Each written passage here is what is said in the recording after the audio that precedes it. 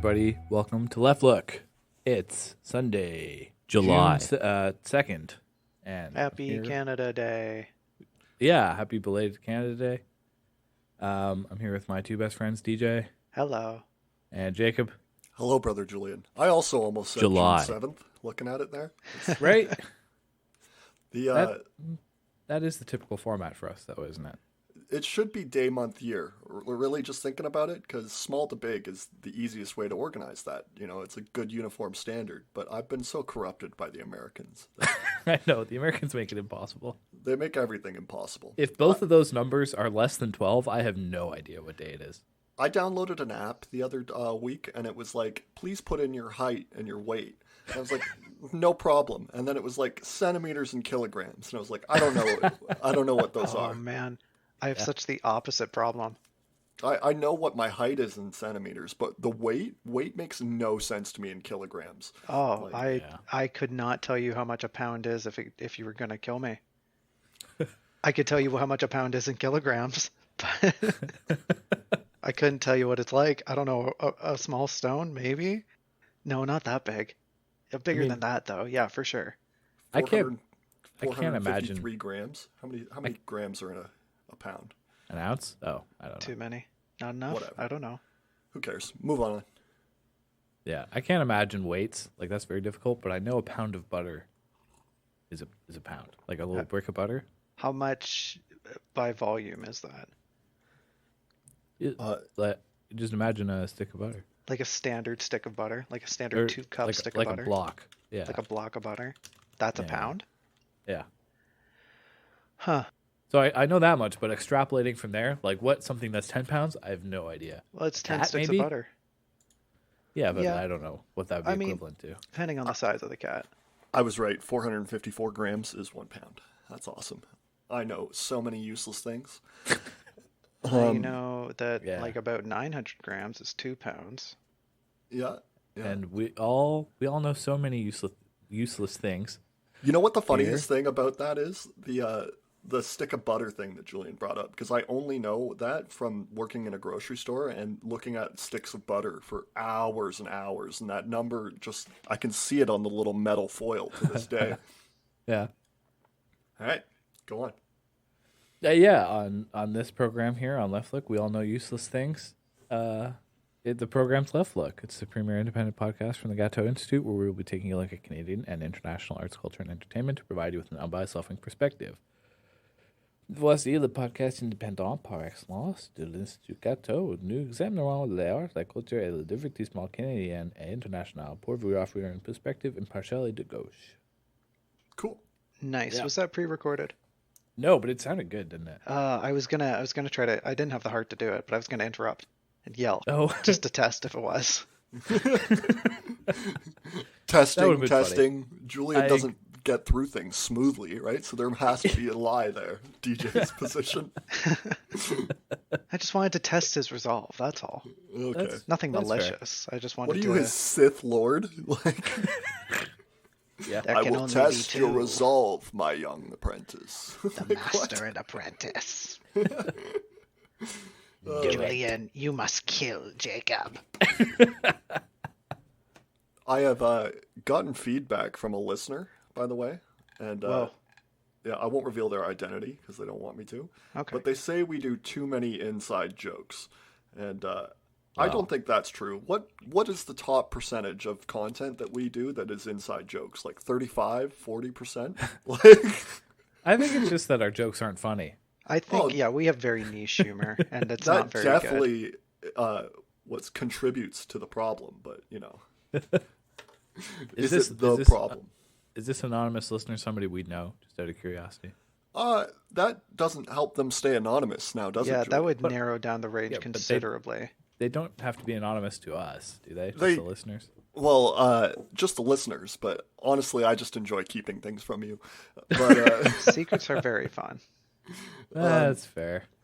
Speaking of secrets that are fun, I would like to open up this week talking about something that was in the news many a moon ago now, maybe a month or so. And so 1 moon ago. Yeah. And anyways, it's the Bush Light news that was in that's been a rage, and CNN and Fox News everywhere. Busch Light or Bud Light? Whatever. The one that was trans. Busch Light, Bud Light. I think it's Bud Light. You're right. It's Bud Light. Yeah. Anyways, I know the other beer company that I'm going to talk about for sure. So 1 for 2, passing grade. Anyways, this Bud Light people, they put a commercial on with this Dylan Mulvaney character who is a celebrity who is also trans. Yeah? I think so, yeah. The name sounds familiar, but... I'm unfamiliar with their character or appearance or anything, right? Because I just don't care about much. You right? just drink the beer. Yeah. Yeah, I don't drink beer, in fact, but I am going to be making fun of beer drinkers. So the Bud Light drinking population, Bud Light has been the most popular beer in America since 2001. Laugh with me, 9/11. But anyways, they put out this trans commercial. This commercial including a trans person. Yeah, the commercial itself wasn't trans. Yeah. Anyways, they and conservative media, like especially the right wing, crazy people like OAN and things like that, they decided to go crazy, and so they've done a boycott of Bud Light. Mm-hmm. And Bud Light has decreased sales by something like 50% over the last month.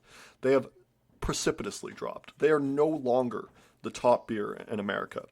And the new top beer is, would you guys like to guess what the new top beer is?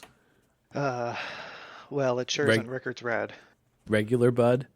It is a unknown beer known as Modelo Especial. Oh. Okay. Which, does seem like the branding of the conservatives seems to be mixed up. Like, do you hate the trans more than the immigrants? I mean, you're going to run out of trans people with all the hate you're doing eventually. Yeah. So you might want to stick to the immigrant hate. You're never going to run out of immigrant hate. But anyways, the Modelo Especial is now the most sold beer in America. And I thought that was fucking hilarious. We live in Ontario. I can only tell you that the beer Modelo Especial sells for $3 more at the LCBO for a 6-pack. Than Bud Light. Than Bud Light. Okay. Yeah. But the funny thing is about the whole thing is that, have you ever seen those web designs where they show you the corporate producers of basically everything, and like Nestle and major corporations produce everything? It's like 6 companies produce everything in your grocery store. Right. It's like it shows the parent company and on all of their offspring. Exactly. Uh-huh. And would you be surprised to learn that it is the exact same thing for beer production in America? In fact, could you name me as many major producing beer companies that there are in America? And I'll give you a hint. There's only one, right? And so this company, Anheuser-Busch, owns both Modelo Especial and Bud Light, and basically every other beer out there, including your microbrewery things. They own the land of the microbrewery, and they have some kind of contract with the microbreweries. Brutal. Yeah, so there's no escaping Anheuser-Busch. And now my question is, did someone at Anheuser-Busch big brain this? Were they like, hey man, if we get all the conservatives to ditch our cheapest beer, they still have to drink beer, right? Yeah. And they'll just buy a more expensive beer. See, that is my conspiracy theory right now. Tinfoil hat time. Yeah. That's actually pretty smart because... yeah, they know their audience. They know they would never swap over to like hard liquor or something. They would just jump over to a different beer. And the conspiracy gets deep too, right? Because there was a fall person at Bud Light, because Bud Light is its own corporation too, right? Just a wholly owned subsidiary. And so the person at Bud Light that took the fall was this DEI, diversity, equity, and inclusion person, a woman who was added to their staff, like the executive level staff, a number of years ago, and then was responsible for this Dylan Mulvaney commercial.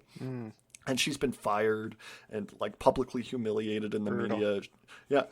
And I can't not think that I would not also set up a fall guy if I was the Anheuser-Busch person and I war gamed this all out. It's like, well, somebody has to die, right? Yeah. They will need meat.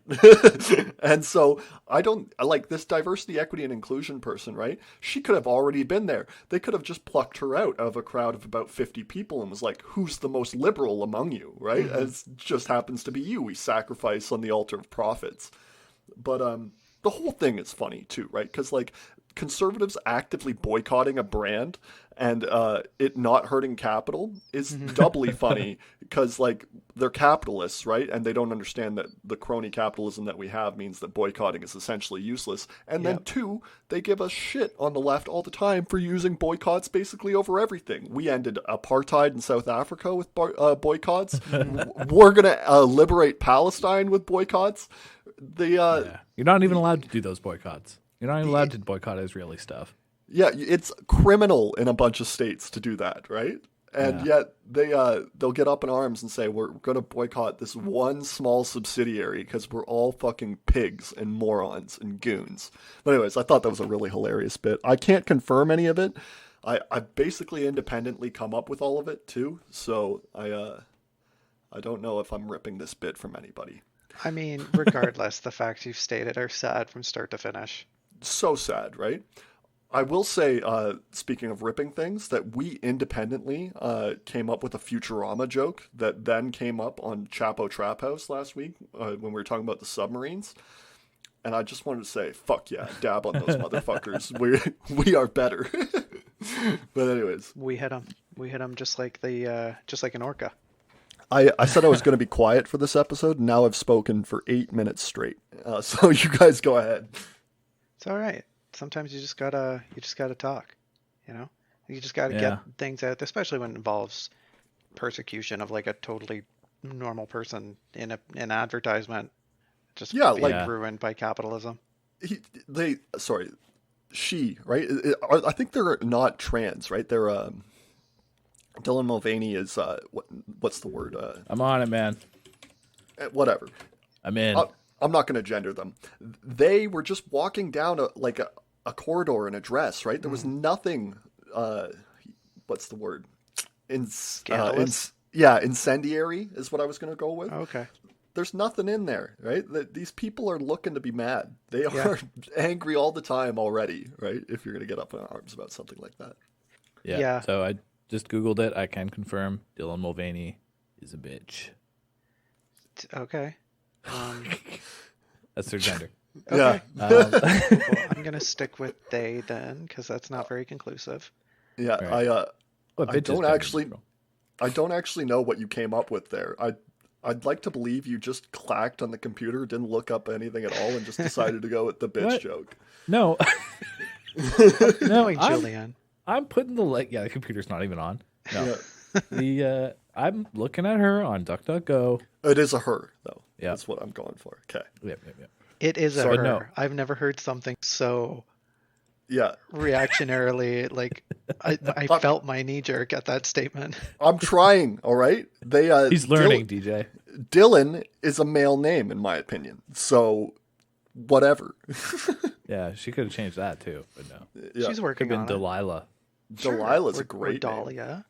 Right? Or Delon, you know. Delon? Doesn't that mean courage? I don't know. She went to the University of Cincinnati. Hey, let's go Bucks. I don't think so. I'm taking a stab in the dark there. I've got like a 50% chance, right? If I go with Bucks, I think Tigers. If I'm going to be pressed on it, what's the mascot of Cincinnati University, Julian? You're there. Just click it. What? It's not hyperlinked. Don't worry. Ah, shoot. Wikipedia. Well, guess it's gonna have to be Bucks. Education, Cincinnati. They got a pretty cool crest. Cincinnati Crabs. It's a public research university. That doesn't mean anything to me. Sports affiliation. Mascot. The Bearcat. The Bearcat. That's basically a tiger. I'll give it to you. Didn't you say a buck? Well, yeah, but whatever. He was giving it to me. I said tiger. I see. But Bearcat sounds closer to buck. It's got more of a forest affiliation. I'll agree on that. But you're right. I was just fucking around. Yeah. But no, on the conservatives, their whole politics just revolves around advertising and the ads they see. Yeah, and the products they buy. It's crazy.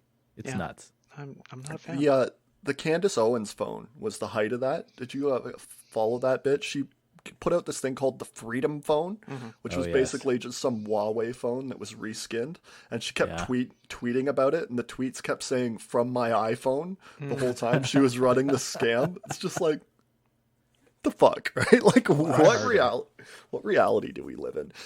So, try harder is a message I come to all the time. Like, you know how easy it would be to be Ben Shapiro? Like, he just reads off a script, right? That's like a $3 million a month operation, right? They have staff and writers, and it's just below average garbage like ours, right? Like, nobody's helping us write stuff, and we do better bits than he does every week. Yep.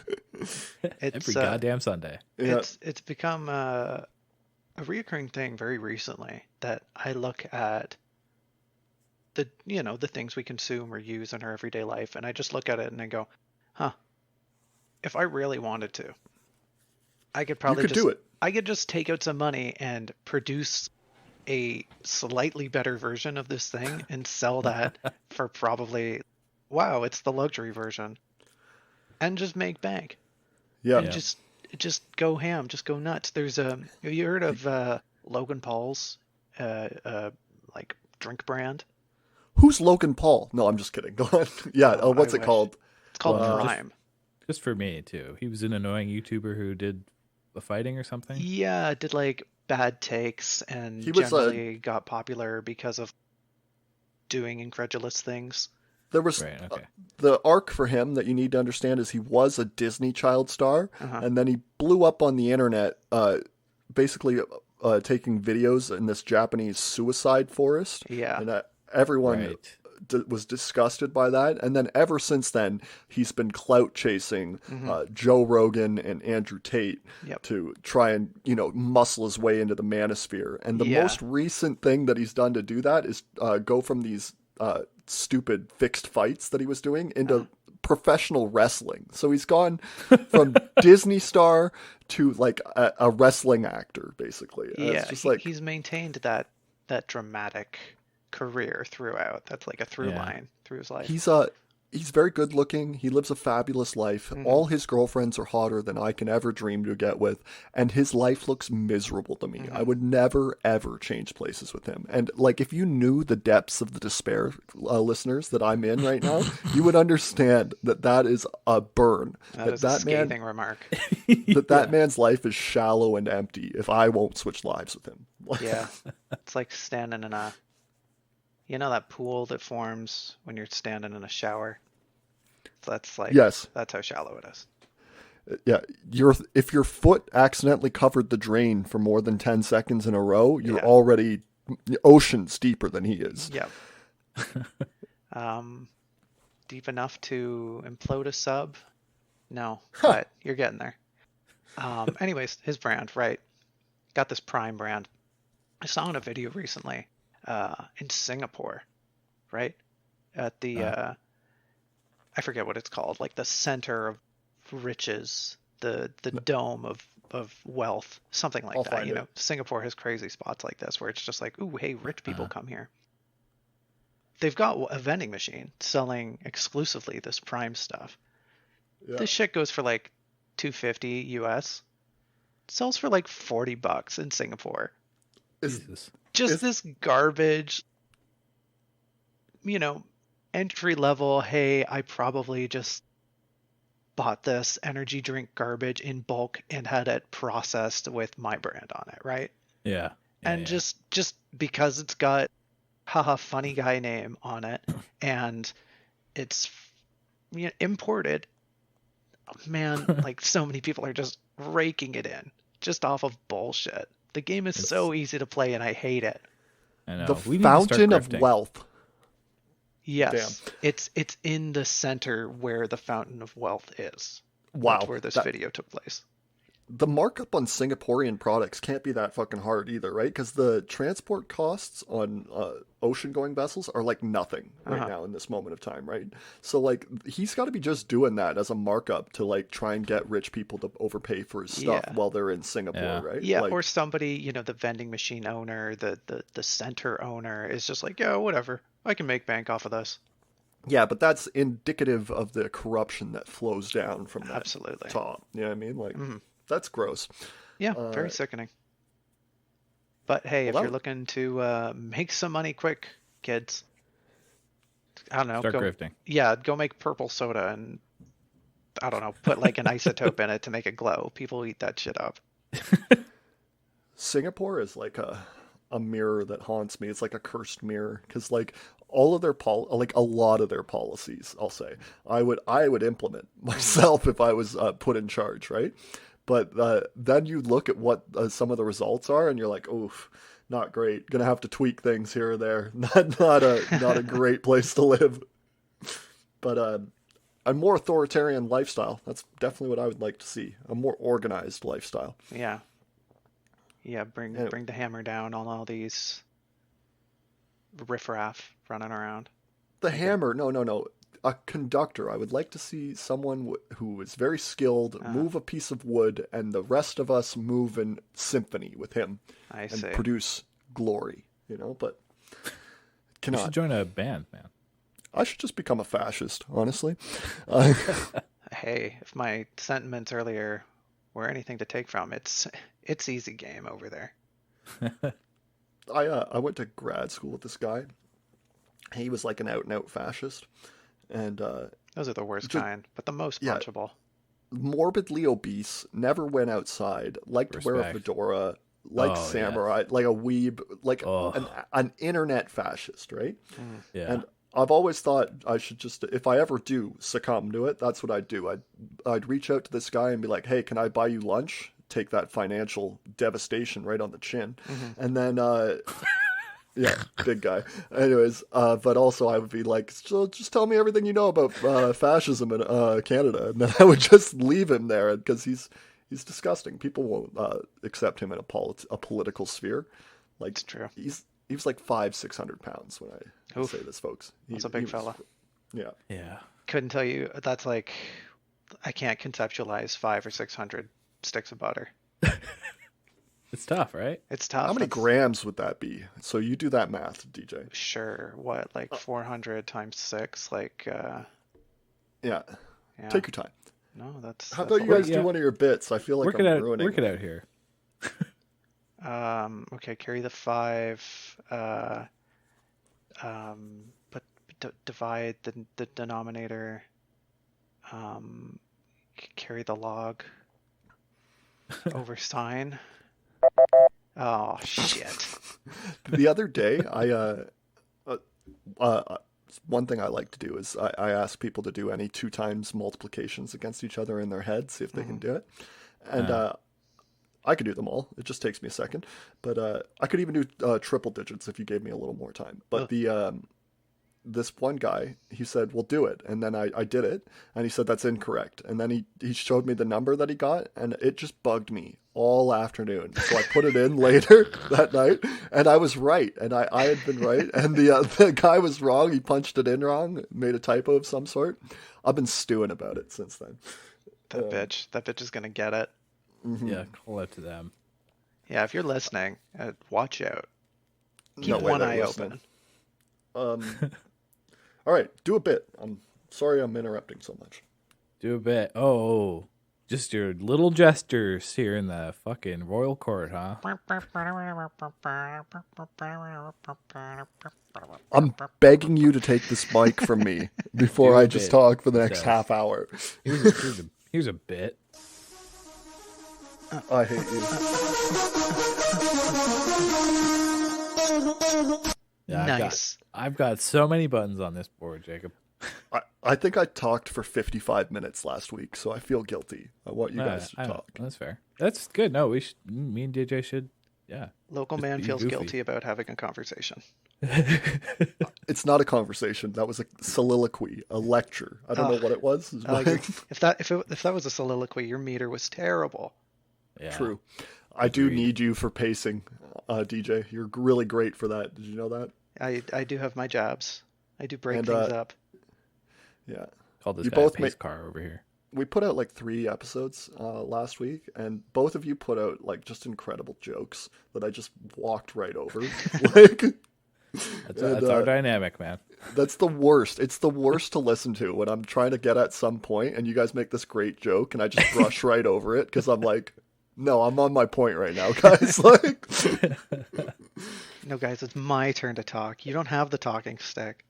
it's not so much like I don't want you guys to participate. It's just that like I'm a bloodhound on the scent. You know what I mean? I've been beat on the red herring and all that. Like, there's no getting me off the point of the topic. There's no me seeing layers deep into jokes while I'm hunting a point. You gotta finish. Jacob, stop talking challenge. Because it's impossible. Yeah. Oh, I get it. So Julian, as much as I want you to play with your soundboard for the next half hour, there were the odd thing that we felt as though we should talk about. We did, yeah. As participants in this broadcast. This forum. It's not a broadcast. We're not live. It's a recording. Well, I like to think we are. We could be. I like to think after we do like 3,000 episodes or something, people will just put them on YouTube to play one after 3,000. We'll basically be like a talk radio that's just on all the time. Yeah. This is a weekly show, as we were saying earlier. It's taken us 2.5 years to get to episode 50, which is this episode. So no math. Oh no. See, you're forgetting the AI. You never know. Yeah, there's the AI, and also when we start doing premiums, we'll be doing 2 a week. So. Yeah. So, once we start getting listeners, we'll increase production. But I still think 3,000 is beyond our grasp. Chapo Trap House is at 750 or something like that right now. Yep. So yeah, they don't have ChatGPT splicing their voices for them. We won't even need to talk in the future. We'll just put in a script. We don't even need the script. Just have ChatGPT make a script. Yeah. We are more youthful. I would like to try that at some point. Not soon. No, I would love to do a whole episode where we don't even acknowledge it, and it's all just ChatGPT talking to each other back and forth. Yeah, that would be fun.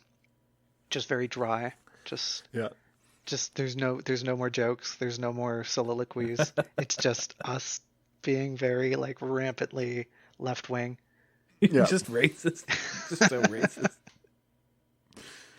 Yeah. So speaking of racism, Julian. Yes.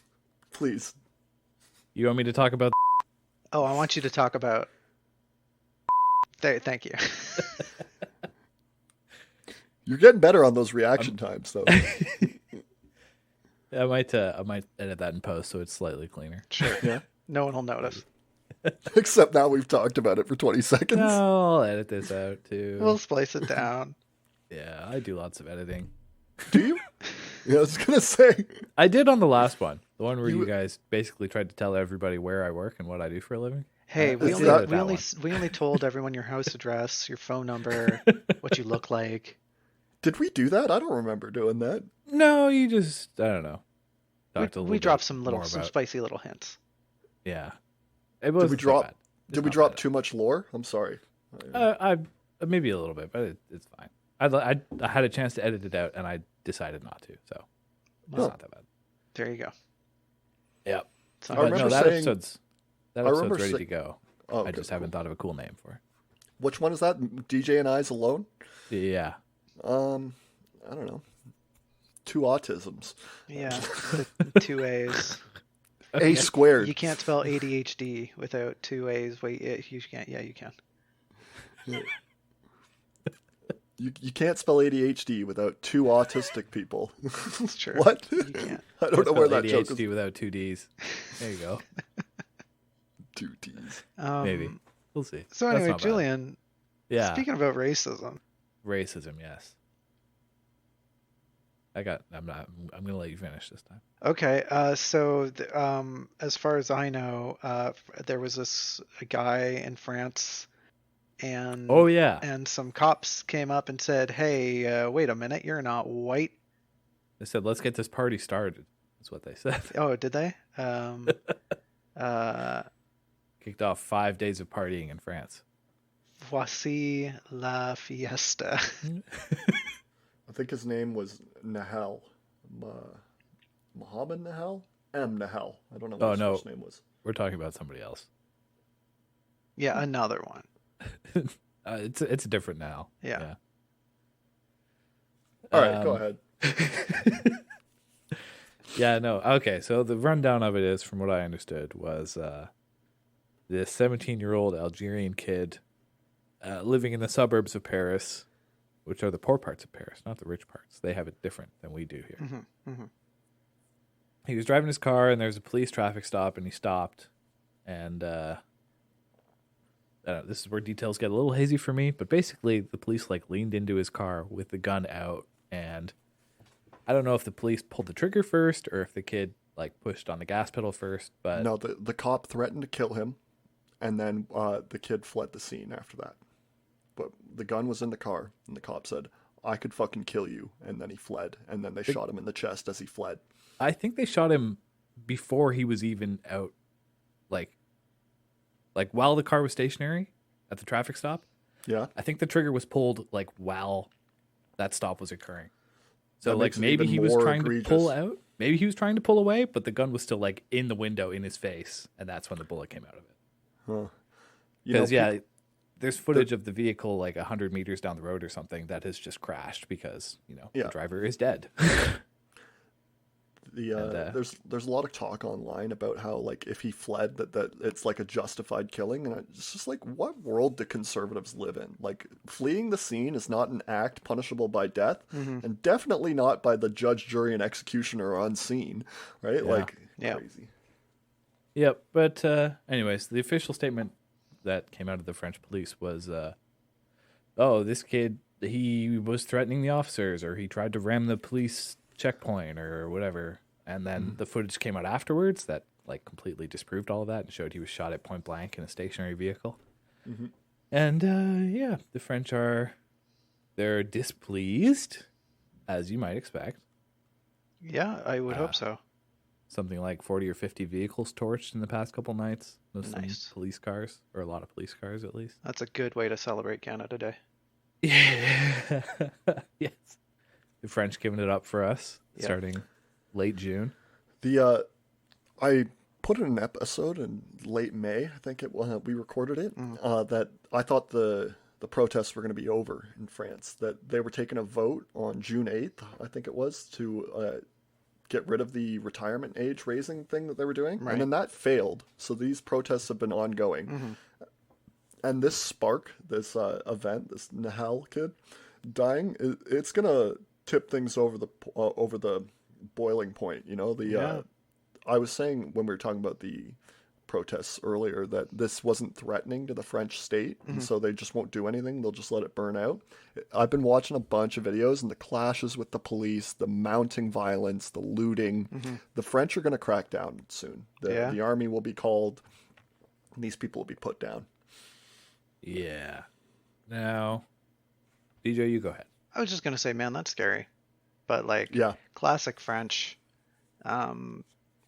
Storm the palace, folks. Get in there, kill the royal guard. I don't care. Yeah, they don't deserve it. Is that what's scary? Just the powerlessness of the French and their revolutionary More history? so, what's scary is that just the state is willing to oppress its people when clearly they're at fault. Yeah. Should we A, take ownership for our faults, or should we B, just kill a bunch of innocent people to maintain repression? Bastille Day is 12 days from now, too. That could get really wild. Yeah. Interesting. The fervor. I don't know. Yeah. That'd be cool. Here's my take. I'd love to see Macron just executed. Anyways, go on. This is the cracking down. This execution of a teenager. I don't know. This is a little bit of tinfoil hat time for me now, personally. I'm not saying that the killing was premeditated or that it was deliberate or that it serves a larger agenda necessarily, but I think this kind of cultural fervor over police brutality and the executing of, a dark-skinned person in a light-skinned country. This is the BLM that followed Occupy. So, in the United States, that transition from economic-focused outrage to cultural outrage, that took a couple of years. France is getting it now in a couple of months. When was Occupy? 2008? 2011-ish, I think, was the height of it. 10, 11? Still, 10 years in between. That is quite the I'm not disputing it though, because constitutionally the French are prohibited from even collecting data about the ethnicity of people within France, because they're all French to them. Yep. Right? That's how they view it. And so that kind of a delay is reasonable, because the what's it called? The repression is more misty. It's less easy to grab a hold of. So, I don't know. But no, I think you could. I think you could make the case that the BLM protests in the United States like really started to take off in like 2014 ish. 2020. I remember those were a big deal for me in university. Really, like Tamir Rice, wasn't he killed in 2014, 15? And Tamir Rice is which one is that? Which incident was that? I don't remember. They go back further. Like, I know we've had a recent round in like Isn't 2020, 2021. Isn't it so sad that these catastrophic and heartbreaking events have happened so frequently we can't remember which one is which? Yeah. Yep. There's so many dead people. Yeah, so many innocent dead people and just like murdered. And I'm not going to sugarcoat that word. Absolutely murdered just because of racism. Yeah. Yeah, I remember the Tamir Rice. He was the kid with the toy gun that the cop killed on scene right away. He was like 14. Yes. Okay. I'm here on the Wikipedia page. They cite 2013 as the start. The kid I was looking for was Trayvon Martin. Oh. Trayvon Martin is who I thought you were talking about. The Yes. guy, the Florida guy Yes. shot. What's his face? Zimmerman. The most white-sounding Latino-looking dude I've ever heard of. Yeah. Yes. Yeah, the Zimmerman telegram is a historical event that happened in 1917. I always think of that when we talk about that guy. But anyways, yeah, I don't know. I remember the George Floyd. I went to a bunch of BLM protests around the height in 2020, 2021. So Yeah, maybe that's those, skewing my perspective. there were a lot of those around the, southwestern Ontario, which was, I don't know, kind of mind blowing to me. Like, oh, it's just freaking farmers around here. But I mean, in the the urban centers, it's there's really a lot more diversity than I give it credit for. But yeah, that's where I see France going. The unions have lost the ball now. The chance for economic reform is over, because now it's just going to be full cultural animosity all the time. Yeah. I was at a BLM protest one time, and I was on the edges, and they were chanting towards the stage in the center, and the chant was "No justice, no peace." Right, and because I was along the edges, I was with a more affluent class of white people, and they were all just like, "What are they saying?" Right? And I had to let them know. I was like teaching them how to protest as their what's it called? Their community leftist, like the outreach program of the leftists. You are the tether between the communities. Yeah, I wanted to go hang out with the minorities, but I had to do outreach to the white people. Somebody's got to do it. Yeah, it's thankless fucking work, I'll tell you that. Yeah. No doubt. What isn't these days? True. Doing anything on the left is thankless work. Yeah. Absolutely. Actually, that's not true.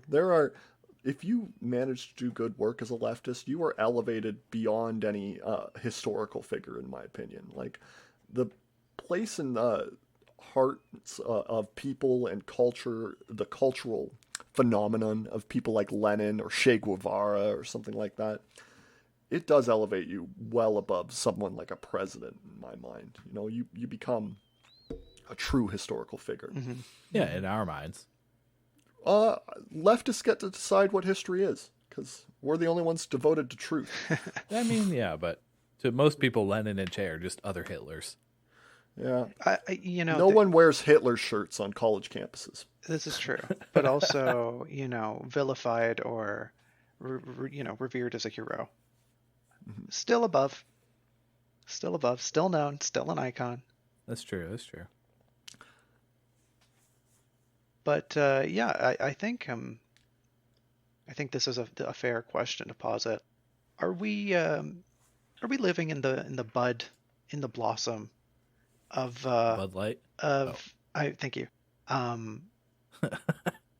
Are we living in this neophyte stage of late stage capitalism? We've joked about it before, but is this really happening? Oh yeah. This Oh, what? yeah. Are we getting to the Is what point where happening? it's either we are Fascism or socialism? yeah, we either flip the No. system or we become crushed under its boot. Yes. It's not just like a bad moment. Things have been getting continually worse since the 40s, I would say, but like inarguably since the late 70s, early 80s. Yeah, it feels like just even the past 10, 15 years, things have exponentially spiraled out of control. Well, you started to notice, right? But if we are societally the frog that is on the low boil, we're not jumping collectively out of that pot. We are in that pot until we are good cooked frog legs. Yum, yum, yum, yum, yum. Num num. Yeah. Yeah, No, we're it fucked does- in my opinion. It does feel like something is coming. Like something's got to give somewhere, right? Uh-huh. But what? But yeah, what's it gonna be? I'm just a poor boy. Nobody loves me. I bet you the housing market goes in every place that's America related except for America, and that kind of collapse of living standard throughout their alliances in the first world will be like the gear shift towards fascism that we'll be able to see in our lifetime, but it'll be so slow and imperceptible that we won't be able to notice it. Like I the don't know. Democrat, I feel like we might. unless Trump wins here in this next election, I think the Democrats are going to continue to win elections and just kind of slowly manage the transition to fascism. Oh, absolutely. It's gonna dissolve into a one-party system before we know it. Yeah, Like in our lifetime, absolutely. They are feckless and incompetent, so they just will be unable to respond to the changing atmosphere. I don't know. Yeah. But yeah, to answer your question, DJ, no, it's a great question. We are fucked. We are living in the blossoming of fascism. And to do it as farce, it's not as tragedy this time. It's tough. I mean, it must have been tough living through the 30s in Weimar Germany and then Nazi Germany, right? To be like, what are we doing, right? And to know that the path that you're going down is a violent and scary one. But to have that historical precedent so recent, the last historical precedent, we're just going to do it again. Yeah, like in their context, it's coming out of an era of intense optimism. And in ours, it's coming out of like a phew, dodged a bullet there. Wait, what? Excuse me? Again? If I hear the word unprecedented, actually, one more time, I'm going to lose it. Like, I can't do one more unprecedented event. Would you say you're going to do something unprecedented? There is precedent for it, but it is mostly illegal. I was really hoping for a pause there and for Julian to be able to play a gunshot. Yeah. But we'll practice our radio play skits some other time. I'm never gonna move to a revolutionary ideology just because I'm too selfish. I think is the end of it. But as things get worse and worse, anarchic bomb throwers are going to start showing up all over the place. Yeah. That'll be a real tipping point where the democratic system will cave. That they will become more obsessed with security than they are with the rights that they've enumerated. Yeah. Is when people start throwing bombs at judges. Are you trying to allude to something, Jacob?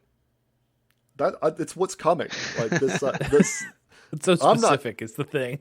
Yeah, the Supreme Court. They came out in America. They came out with like 3 rulings this week that were just a travesty, stripping rights from people. Right. That $20,000 student debt that they had written off, and people had depended on not being there for years. Imagine the depths of people's despair, right? The anger that just courses through their veins, right? Yeah. Many sub intellect, smart people, they won't be able to handle that, and they will just turn violent. Yeah, it's really only a matter of time. Yeah. There's one thing I want to mention. Maybe we can go into the Supreme Court after this, but just on the topic of fascism, and I hate to reference Chapo again, but I feel like Matt Christman has a very good take here. And that... It's Christman. I don't know why you do that. What? Christman? It's Christman. You don't call it Christ Mass. You call him Christman though, because that's how he pronounces it. No, he's Chris Matman to me. That's... Fuck, go. I'll shut up. Fascism requires mass politics. Like you need people in the street and like willing to do stuff and, you know, energized towards an outcome. And is this his idea? Is that that's just not going to happen in the West. Like we're all too comfortable. Nobody's going to lift a finger for anything. Nobody can believe in a purpose, really. Like even if it is negative and violent, they still, you know, nobody believes in anything. And so it's his take that we won't get fascism. We'll get something new that kind of rhymes with fascism, but is still something very different, and we won't be able to fight it the same way. Yeah, I think it'll be like a Roman imperialism, but like how many people do you need to make it mass politics, right? How many people are in a Proud Boy affiliated militia of some type, right? And then how many do you actually need to institute a fascist government by like sending them out to do what's it called? Brown shirt activities where you break up protests and beat up on protesters and assassinate their leaders and things like that. And the answer is not that many fucking people, right? Like maybe 50,000 in New York and California each, and then a sprinkling of thousands in the rest of the states. And I have no doubt if I was put in charge of that operation, I could have America turn into a theocracy by the end of year 4 or whatever, year 3, somewhere around there. Yeah. Yeah, I mean, I don't feel comfortable predicting anything in the future. I just thought it was a fun take, and whatever's coming, it is going to be bad. I said this a couple episodes ago, and Matt Kreisman's, what's it called? It's Despair. I've said the word like 3 times this episode, though. And he thinks that there's just nothing to be done. Nothing can be done on either side, right? And his nihilism. Yeah, it's giving ground to people who are out there working every day for keeps to win. You know what I mean? And it's just like, well, things can be done. I understand it's hopeless, right? But things can still be done. You know, like, it can still happen. You still have duty and all that. I don't know. Yeah, I mean, it becomes a very tough question of when. You know, when do you put aside your comfort for the sake of future generations? For other people. Yeah. Not only other people, but other future peoples. When does it get official sanction? Is the real question. When do the states that are not Republican start to... There was a governor who banned book bannings. I think it was... it doesn't matter where it was. But that kind of ban, that kind of individual official sanction of anti-fascist movements, that will start to spark up all over the states. And once that happens, then you can really coagulate and start to organize and move, right? There's this quote about it's by a Southerner before the American Civil War. And he says something like, the people of the North are cold-blooded and slow to react, but then once they move like an avalanche, slowly and endlessly, and they will not stop until their goal has been reached. And I think that's largely true about the northern United States again today, that once people wake up, that it'll either succeed, this next step in their revolution, the American Revolution, or it'll fail and they will become an empire. And I think the second option much more likely. But, you know, there will be action. There will be a fight. Yeah, it's kind of seeming inevitable at this point. It's just when and where and who's got the smoking gun. In what context. Yeah. I wish they'd get on with it already. I'm aging out of the fighting age at this point. Honestly, on that note, it's a joke, but in all seriousness, just put it off for a while longer. Just let me age out of it. If I can get that sweet spot where I'm still like comfortably mobile and independent and I can just leave, I'm taking that option so hard. Anthropologists will find me hundreds of years from now like, what's this idiot doing here? In a cave in South America. In a friggin' Saudi. In a what? Well, in a like a dirt house. Oh, okay. Yeah. All right. I would be unable to resist the what's it called? The ability to participate in historical events like that. It does have a certain charm, doesn't it? Mm-hmm. Yeah. Hey, speaking of All right. historical events, Julian, Yeah. what the Our other shit topic. is with all these frickin' fires? What is up with these fires? What is Yeah. up with airline food? Why is it on fire? That's a fair question, and I'll offer you my opinions as somebody who, with just cursory knowledge of fires and how they work, Uh-huh. not an expert or an employee in any sense. Definitely not. What's up with the fires? There's a host of issues. Tell me about several of them, please. Lack of funding is a big one. Okay. That's not one I thought you were going to start off with, but wow. I mean, both Ford's government and the Alberta government have cut firefighting budgets. Okay. Which, Ford cut it by a third of the budget. When you're operating the ship of state, you're piloting the ship of state, just pulling handles and cranks like that, just cause, right? Like, there's so many moving parts. It's so complicated. And I cannot imagine. Years. I cannot imagine adjusting any budget by in excess of 10% in 1 year. You know what I mean? Yep. Just the balls. Balls and the big empty head. Yes. So yeah, that's a part of why things are going the way things are going here in Canada. So funding. Other issues? Check. Yeah.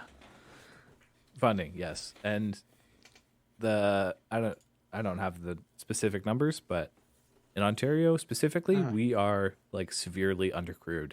Okay. Like, we cannot get enough boots in the field. So does that go hand in hand with funding, or do you think that's more of like a cultural problem? Hand in hand with funding. It's mostly funding, but cultural issues are certainly a big thing as well. Are there just not? Should we be rallying the troops here? Should we be getting kids into firefighter programs? I think the thought process is that if it ever gets bad enough, the feds will just call the army in and use that labor, right? Like, maybe they did in Halifax, didn't they? Yep. Yep. That's one possibility. You got 100,000 guys just lying around. They could probably fight a fire, right? It's not really complicated work, if we're honest. No, not really. Mostly just clearing brush. Yeah, clear brush, create line, pull hose, like. Yeah. Another big issue though is that it's like really shitty work and you don't get paid very much. Like you just have to be out there with the bugs for like 2 weeks at a time. And also, dare I say, fire and smoke. Yeah, that sounds like the perfect job for conscripts. Actually, now that I'm thinking about it. Yeah, well, you see in the States where they use their prison population to fight forest fires. That tells you everything you need to know. That's crazy. I thought for sure it would be migrant labor. I think conscripts should do basically all the menial labor that we refuse to do. Forest fires. I am so disgusted by our farming practices here, where we yearly ship in slaves basically to do these jobs around here. Just nuts. We should conscript the teenagers and make them do it. And then on top of that, all these people that we've been shipping in for decades of their lives to do these jobs, they get to stay, and they'll show the teenagers how to do the farm work while they're here as their job. We'll call the teenagers Jacob's youth. Yeah, that's funny. Do they get fancy uniforms too? Of course. I was just thinking you'd call them the army, right? And then most of them would go into agricultural work, but like lots of them could go into construction work, maintenance. Everyone should have to do 2 years of labor, and then in return they should get free schooling and free housing, food, and water for the rest of their lives for that service. And I think the surpluses that you could create with 2 years of conscripts, like all the time, that you could make so much money off that and have enough to just give it around. You know, everyone gets a house. It's no big deal. We have lots of stuff like houses. We got tons of them. Take your pick. Yeah. Yes, housing was the other issue we were going to discuss. I don't know if we got time for that. Probably not. But anyways, we're on fires here. So there's not enough money. Yeah. There's not enough people. There's not enough. Yep. Care? And, question mark? What? There's not enough people in power caring. Yeah, but why would they care? Like, the forest industry. It's only an environmental disaster. Is the forest industry not a ongoing. significant part of our GDP? I mean, across the whole across the whole country, it is. Yes, in Ontario specifically, I don't think it's huge. Mm-hmm. It's there certainly. We got our mines. We got our mines and our tourism. For the most part, we just export raw material. We don't actually like add value in the country for the most part. So it doesn't really. It's not really a boom industry for us.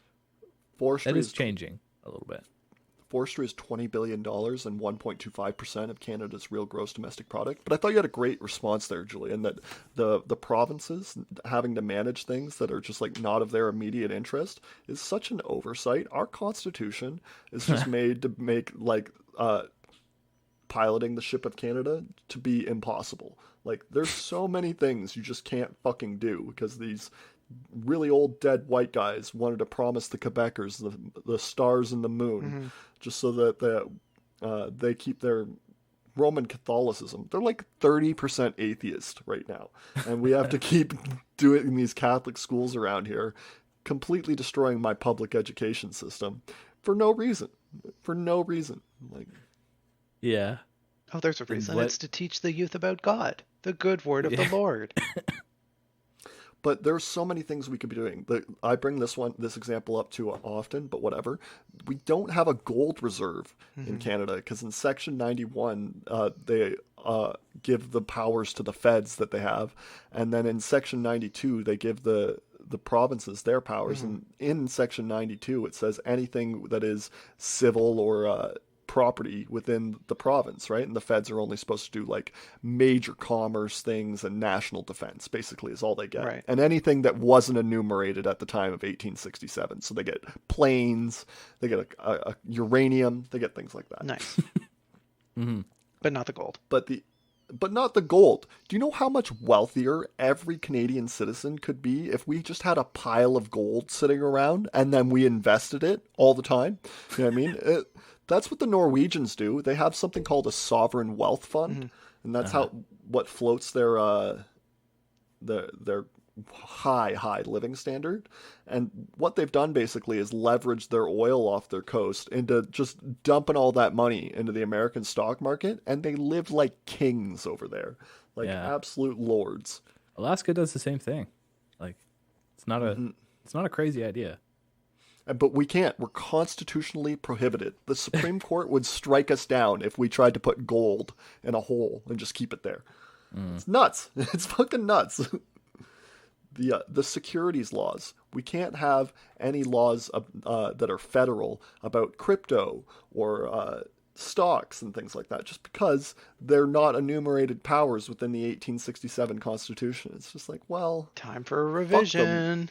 Yeah, fuck those words. But there's another thing. They did another constitution in 1982, and that's where you get all your like civil rights, your pursuit of happiness and shit like that. But they had the opportunity to use the new constitution to overwrite the old constitution, especially the shit that's fucked up like that. And they were just like, bag of worms. We ain't opening that shit. Like too hard. Don't want to deal with that. Yeah, the Quebecers are actually spicy, and I'm not killing Quebecers over your want of a gold hole, Jacob. Well, hey. But yeah, the other side of the coin is climate change. Right. And so, Julian, in the last minute here of our recording, what's your we're going long. What's your long-term plan to save Canada? Mike to face. Well, I personally am not involved with saving Canada. I don't have any capacity in that sense. Aren't you part of the Democratic Socialists of Canada? Yeah, but I'm not doing anything. I just pay them dues. Oh, that's helping. I'm not participating. Yeah, I don't have fucking. He's just a sponsor. Why do you sign up to run in where you're at? It's not time yet. That's a great answer. I love it. Continue. That and I don't know. Politics scares me. I don't want to talk to people. How should we put out the fires? Just should we do a rain dance? Well, what's coming is good news for Canada because in I think it's 2028, the wildfire satellite is going up. Okay. And this is, I think it's a constellation of a couple different satellites. They're all the first satellite's purpose built for like wildfire support. Yeah. They're gonna pass over Canada at like the opportune times. Like we're being very specific. They're being very specific about when and where these satellites are going to provide coverage. Okay. And yeah, so basically, if we could just hold on for a couple more years, then we're going to start getting access to really advanced tools that will provide like real time information. Okay. We got. Are we sending up our own rockets for this, or what's the? I think I'm gonna have to revisit the press releases, but I think they're going up on European Space that makes Agency sense. rockets. I hope we're piggybacking off somebody else, because there's so many satellites in space already. Like, we should just be able to do it. Like, you'd think it'd be pretty easy, eh? But no, it's multi-year. Like, I've heard a little bit about like some of the funding discussions that make me laugh. Mm-hmm. Like they got X amount of funding and then inflation started to spike and they had to go back and ask for like another $100 million just to cover the inflation costs. Oops. Oh my God. Yeah. I I would have done it is I would have appealed to someone in the DoD of America, and I'd have been like, listen, we know you're watching everywhere all the time. How much do I have to give you to tell me what's going on in my own country? Right? Like, it's funny you say that. Uh-oh, spoilers. Spoilers for next episode. I think that has been done, and we do get some satellite product from the United States, which is nice. Shocking. But they're not using sensors specifically for forest fires. They're looking for like rocket launches. There are 5,500 satellites in space, and 3,500 of them are American. And they're our biggest trading partner in the world. We can't just be like, yo, bro, look at our shit, please. Yeah. Like, could you have a peek? Yeah. So no, they do support us a little bit. Just a little bit. Yeah. Here and there. The issue is I won't get into it. DJ, please. Yeah, so your solution, just wait 5 years and hope we don't burn. I mean, obviously we got to do stuff in the meantime. Uh-huh. They have to do stuff in the meantime, but there's cavalry on the horizon. Okay. For us. Okay. Well, you heard it here, folks. Thanks for tuning in. Oh, one more. No, I want to end on a sad note. Oh, okay. You didn't hear it here, folks. You did hear Let's go over to Julian to end on a sad note. I think where it's going to go in the end is like we just cannot defend these forests, and they're all going to be meadow eventually, because Jesus, if a forest burns, that's fine. Like you'll get, they're fire adapted. The pine cones hit the ground, they turn into trees. It's great. 10 years. But if another forest fire comes along before that stand reaches maturity and just wipes out all those new trees before they can put seeds down, that's it. It just becomes meadow. Damn. And I think that might be in the cards for us over like the next 50 to 100 years. So we're looking at the great northern plains of the Hudson Bay.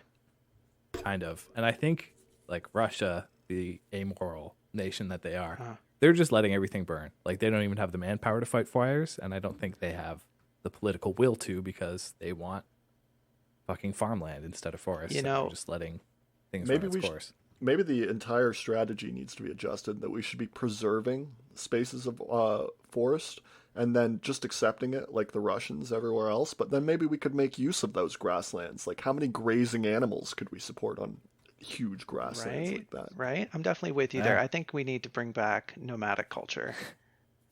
Just abandon society. I am so against that, DJ. I know.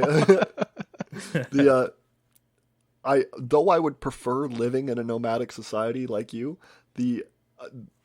I'm actually getting stomach problems thinking about the suffering and death of the billions of people that would take for me to get to a nomadic lifestyle, like a sustainable one at least. It's just the cards you're dealt.